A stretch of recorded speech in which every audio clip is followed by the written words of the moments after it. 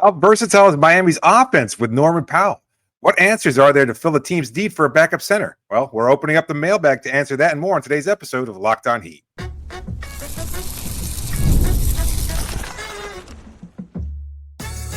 You are Locked On Heat, your daily Miami Heat podcast, part of the Locked On Podcast Network, your team every day.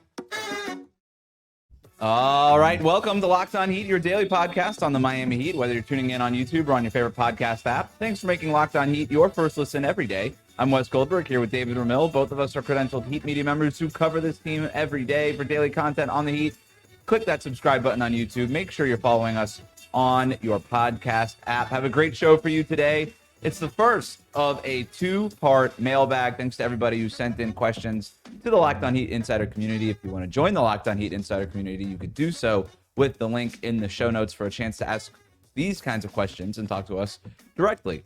We've got questions about Miami's interest in LeBron, options at backup center that we'll get to here in a second. But let's start with this question from Billy Kuhn, who writes in, does the addition of Norman Powell give Miami its most versatile offense since the Big Three? David, you and I got this question a few days ago, and we've been saving it for a mailbag episode because I think it's fascinating. And I've been kind of batting it around in my head since then. I think I figured out where I landed on it. Where are you?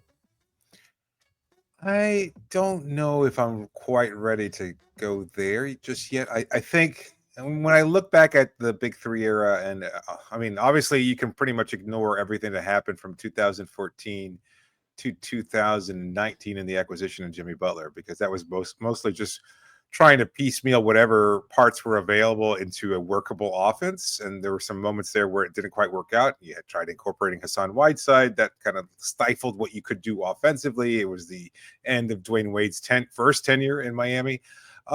So I don't know if I believe that this offense could be as versatile. To me, I think the first year of the Jimmy Butler experiment with Myers Leonard at center, I think really gave them a stretchability at that point in time that really helped. Yeah, that really helped keep Miami kind of in a very fluid and versatile. There were a lot of different options there because you had Goran Dragic, you had Jimmy, who wasn't missing every other game, and he was very engaged. You had Bam playing at his first all-star level, and you had Leonard, who could really stretch the floor with his three-point shooting ability. So there were a lot of different options there for that team that I don't know if this group can necessarily replicate unless Khalil Ware becomes that kind of accurate three-point shooter that we've seen from him of late over Summer League. And if that's the case, then sure. But I don't think either of us are banking on that being the consistent norm from Ware. And I don't know that he necessarily needs to provide that. But just in context of this question, I think that's what would be the difference for me, is that Ware isn't necessarily the kind of three-point shooting stretch big that Leonard was. Khalil Ware is a better lob threat than they've had. No doubt. Since, wow, right? LeBron James? Since LeBron, yeah, right? Like since LeBron, since Chris Anderson. And he wasn't even really a lob threat. He was more of a catch it in the air and kind of tip it in threat. Right. And that's there's a versatility with that. The problem with, if you look at the Big Three and what made them so versatile, it was that there's so much ball handling, man. Like between D Wade and LeBron, you just had two genius level playmaker, passer, read the floor guys, and you always and decision makers, right? Like you just always trusted what they were going to do. Not to mention Chris Bosh and the inverted offense that he allowed them to play, and the shooting from guys like Shane Battier and Rashard Lewis and Ray Allen and Mario Chalmers and all these other guys on the roster. But to Billy's question, he's not asking if this offense can be as versatile as the Big Three one. It's just, is it the most versatile since the Big Three? And I think I landed in the same place you did with that 2019-2020 team, the first Jimmy Butler team. That team finished 7th in offensive rating that year. That was a good offense. And you had, obviously, the first year of Jimmy Butler, who was near the peak of his regular season powers at that point. This is before he started sort of sandbagging and doing the whole playoff Jimmy thing. Sure. You had Goran Dragic, still a very good player, who unfortunately got hurt in the bubble that year. Chris Dunn was awesome for them as a rookie. I'm not Kendrick Nunn. Kendrick Nunn, Chris Dunn. Kendrick Nunn What's was up? awesome for them as a rookie. Yeah. You had later on, you added Audrey Iguodala, who's a trusted ball handler. You added Jay Crowder, who shot like 1,000,000% for Miami. That when you got like could not miss out of the corners. There was just so many guys who could score and do stuff. Not to mention the centers that you already talked about. So with Olynyk and Myers Leonard. Yes. So I think that right now has the lead for most versatile offense since LeBron James left in 2014. But if we're envisioning an offense where if we're envisioning a world where this offense can rival the 2019 offense, it would be that Norman Powell and Tyler Hero share the duties as your lead ball handlers. Bam Adebayo has a bounce back season. Andrew Wiggins is just provides you that bottom of the ledger type of production, 17 or 18 points per game. And every once in a while just pops off for a big 30-point night, right? Every 2 weeks or so, as he's wont to do. And then maybe one other guy pops, if it's Nikola Jovic or Jaime Jaquez Jr., guys who have legit ball handling chops. Yeah. I could see this group getting close to that 2019 group. There's a lot of options. So within the context of the question, it's hard to determine because we haven't seen it.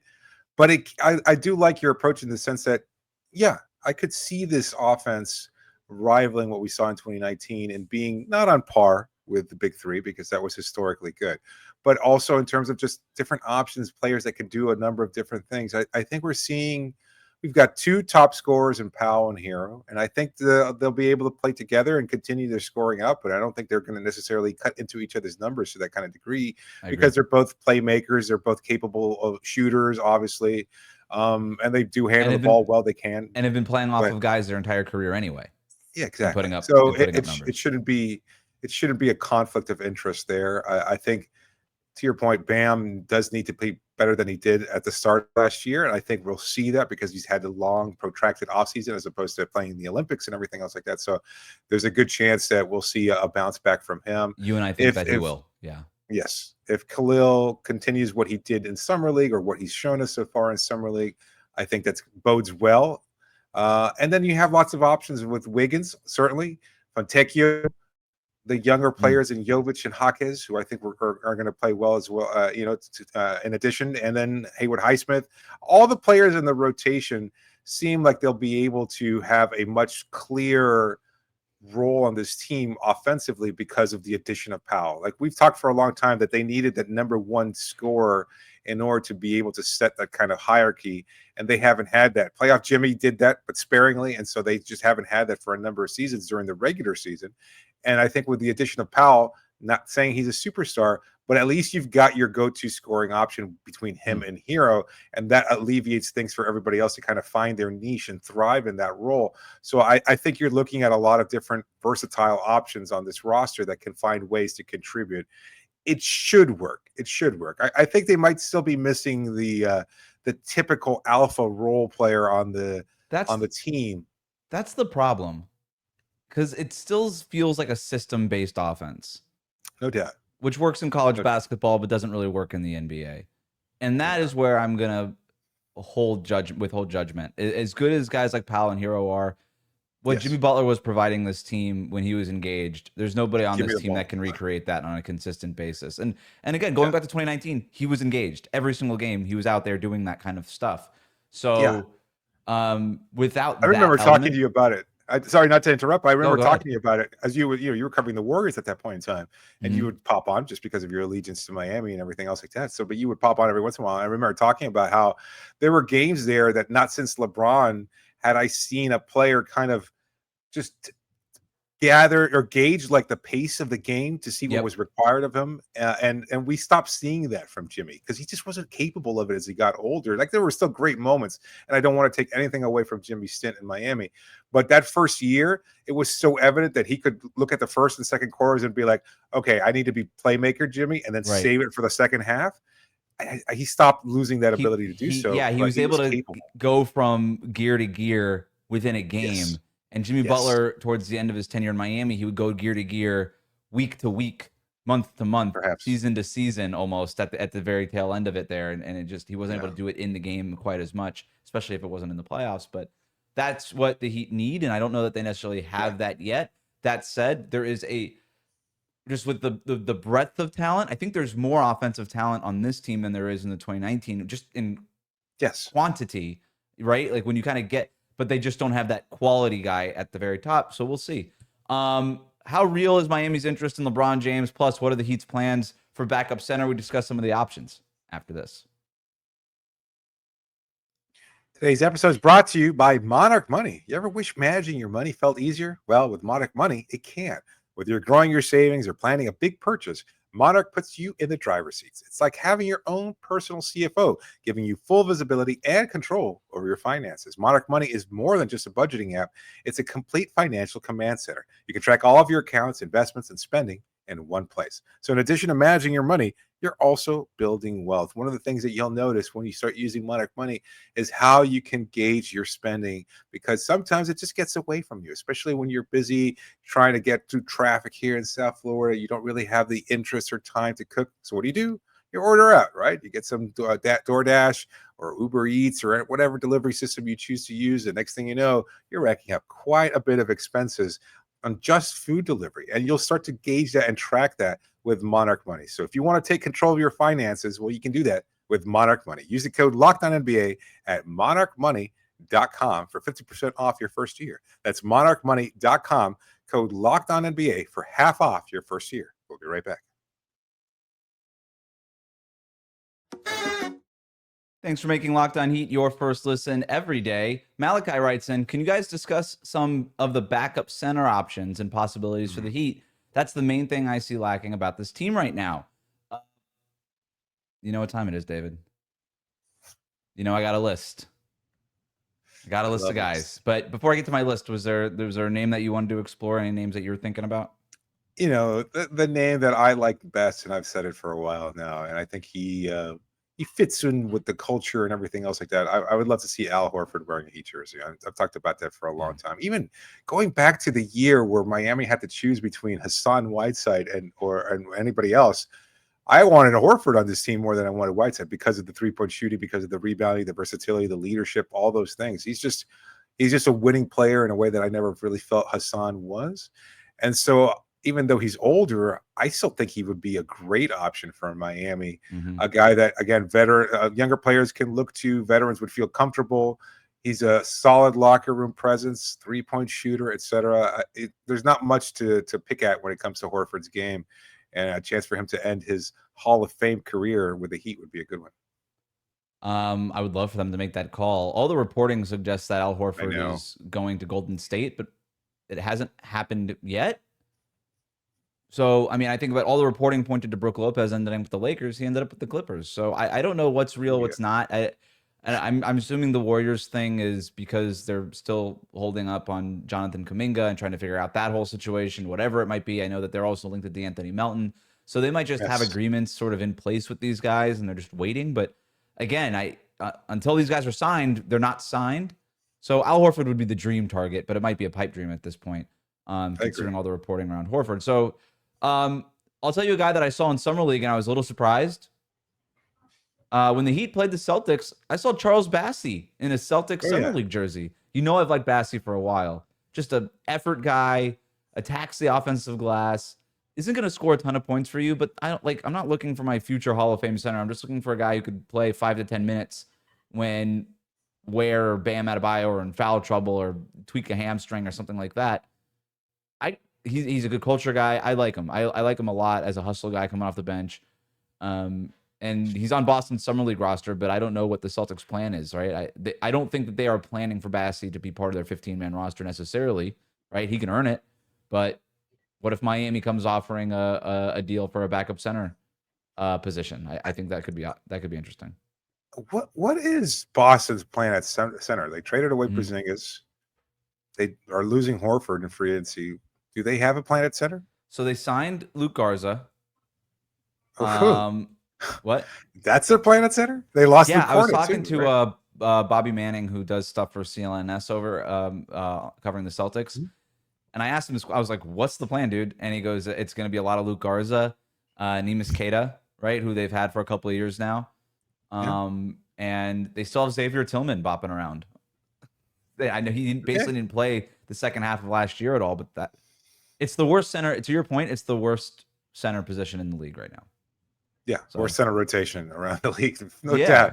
doubt. Congratulations. Now they could still trade. They're still trying to trade Simons, so maybe they get a center in that deal. But I don't know who's taking Simons, right? Like maybe eventually maybe they get something done, but who knows? So other names on my list, DeAndre Jordan's out there. I mean, they don't really have an old head in the locker room. DeAndre Jordan can walk in, kind of be the Kevin Love of the group. I don't know how much he's got left in the tank, but I don't know that you need a whole lot there. Again, yeah, this is a guy who is probably, again, 48 minutes at center are mostly being split between Bam and Ware in some way, shape, or form. So we're not talking about even nightly minutes. So DeAndre Jordan's out there. Alex Len was another one. That's just out there. Just a big body. Micah Potter, who played last year for Utah, but spent some time with Sioux Falls in the G League and was a Heat Summer League guy a few years ago. He's out there. Yeah. There's a familiarity. I just thought worth putting him on the list. And then Norchad Amir. So he's playing well in Summer League for Cleveland. I saw him in person, and he had like 10 points against the Heat in their Summer League game. Undersized at 6'7"-ish. Kind of a power forward center type, but he's a free agent. Played a little bit at UM, so Hurricanes fans remember him. Yeah, I kind of like him. I don't. Again, beggars can't be choosers here. We're talking about bottom of the barrel type of players. If you're looking for a guy who has a little bit of familiarity with the Miami scene, maybe somebody that Eric Spoelstra has familiarity with, given that he played a little bit at UM and played well against Miami in that Summer League game, that's an option too. I have 3 other type of trade targets, but before I get to them, any of those names popping out to you? We got Ormier. Who else? I have Ormier, Potter, Len, DeAndre Jordan. My tendency is to prefer the old head a little bit, and so DJ I think would be a nice fit there. Always beloved, cracks everybody up from an interview perspective. Selfishly, I think he would be great in a locker room. That's such a great point too, because what was the thing that we kept talking about at the end of last season? That the locker room lacked joy. Yep. DeAndre Jordan would bring a levity to the group. He would, in many ways, kind of replace what you lost with Kevin Love. Absolutely. I see a lot of their similarities in their personalities. And a guy like DJ, who's been around so many different locker rooms, always fits in pretty seamlessly there. So it would not be any problem incorporating him. And he wouldn't grumble for minutes. This wouldn't be a mechanic situation. I'm drawing a blank to that's what his name was. So he wouldn't be necessarily somebody who wants extended minutes coming off the bench. He's comfortable at this point in where he is in his career. He's won his championship. He's made his money. He's got his all-star accolades. I think he's fine. So you're not going to get much out of the position, but like you said, you don't really need much either. So he's a good fail-safe option. Yes. Oh, okay. I was like the mechanic. I was like, remember the nickname, the super niche sorry. nickname. No, I couldn't recall his first name, Dedmon. But he played in the Olympics in 2016, also. Yeah. So was Spo on the staff at that point? I don't think he was. I don't think so. No, he hadn't cut his teeth yet, so he was fresh off the. I don't think so. No, I think 2020. 2020, the Japan year, and then France. Obviously, I think those were the 2 seasons where he was there alongside Steve Kerr. But yeah, I like DeAndre Jordan. A few trade options too. Like if Miami is able to move swap Rozier for somebody or something like that. Nikola Vucevic or Zach Collins. We get asked about those guys all the time. Mostly Vucevic, but both of them are on Chicago's roster. Both expiring contracts. If you wanted to just basically swap one backup who barely plays for another backup who doesn't really play, that's an option. But again, like, are you really going to trade for Vucevic and not play him? Because you have to play Ware, you have to play Bam, obviously. Like, there's not a ton of minutes there. Yeah, I think Collins is a better option there. Same. Because he'd be more willing to accept the backup role, because that's just his career has been as a backup. So I don't think he expects all of a sudden to be promoted to the starting level. But there's lack of versatility there. The other name would be Dwight Powell out of Dallas. Again, I love talking to Powell, not getting much production out of him though. So I'm not sure if necessarily the best. And then the other one I had was Moussa Diabate.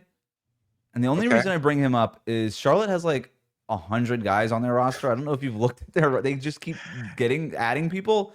They need they literally need to cut the roster. So they're allowed to hold up to 20 players at this point, but by the time the regular season starts, they have to trim down. I think they're literally at 18 right now. And Diabate was pretty good for them at the end of last season for anybody who was watching Charlotte, which nobody was, but we were. He's got a non-guaranteed contract. He'd be easy for them to waive. Now, I don't know how much the Hornets care about non-guaranteed versus guaranteed. They're a pretty cheap roster. They could just waive guys on guaranteed contracts, eat the money, and just move on. So I think that's probably what they would do because they like Diabate. I would imagine they like Diabate because he was good for them. But if whatever reason they do waive him because he's one of the few players on a non-guaranteed contract, I would be, if I'm another team, I'm scooping that guy up. That is a hustle big with some real upside. I don't know that he could be a long-term starter in the NBA, but he could be a long-term backup, which is pretty good to find at that point. So I also, to a bit larger point though, I feel like this needs to be addressed because I know a lot of fans are concerned. I don't get the sense the Heat is concerned, and I don't think they necessarily have to be either, because to your point, you're going to have a lot of players in between now and the start of training camps that are going to get cut, waived, etc. And they're not in any rush. They have two quality centers on the roster, so they can't afford to wait it out. They could be great, again, to get a guy like Horford, but given the team's cap restraints and everything else like that, bringing in a guy in a vet minimum like Horford, probably not the best option as opposed to, say, a younger player. They're 1.3 million above the luxury tax right now. So on one hand, you can say, well, you got to get under the luxury tax anyway, so just sign the guy, and you're going to have to make a move to get under the tax regardless. So just fill out the roster, get the big that you need. They do need a big at some point. But to your point, they can wait. They don't have to do that right now. And that's probably what they're doing. They're probably going through Summer League. They're waiting for roster cuts, and they're like, okay, then we'll just pick up a guy. And they're not the only team in the league doing that, by the way. Boston's probably doing that too. So we'll see what happens. But then there's also Vlad Golden on the two-way, who they quite like, and you could go into the season playing him as your emergency center, and then eventually add a guy if you need to at that point. We got a couple more questions here in the mailbag, including we take you behind the curtain with a mailbag question about how we make the show after this.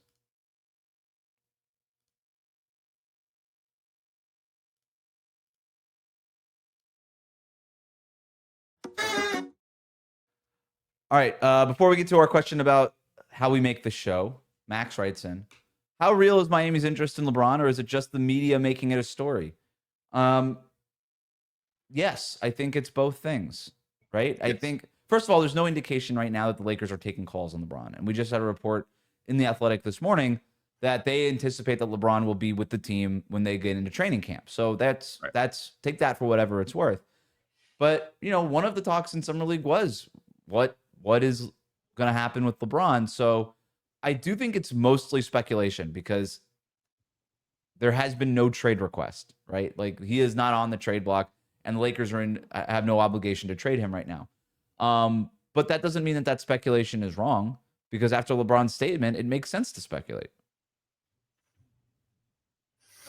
Yeah, I kind of see it the same way. Like, there's enough there to say, maybe he's unhappy, and a lot of, I don't think they're reaching for it too. I know a lot of people tend to be a little bit skeptical, especially in today's political climate, regarding media and whether or not they're shifting narratives or creating stories or something like that. I think LeBron has voiced a legitimate concern about the development of the Lakers roster and his plans and his future in that organization. And so I don't think it's necessarily a reach to say he's unhappy, but that doesn't mean the Lakers have to do anything about it. So they could just be, well, he's unhappy, but that's okay. We know whose team this is moving forward.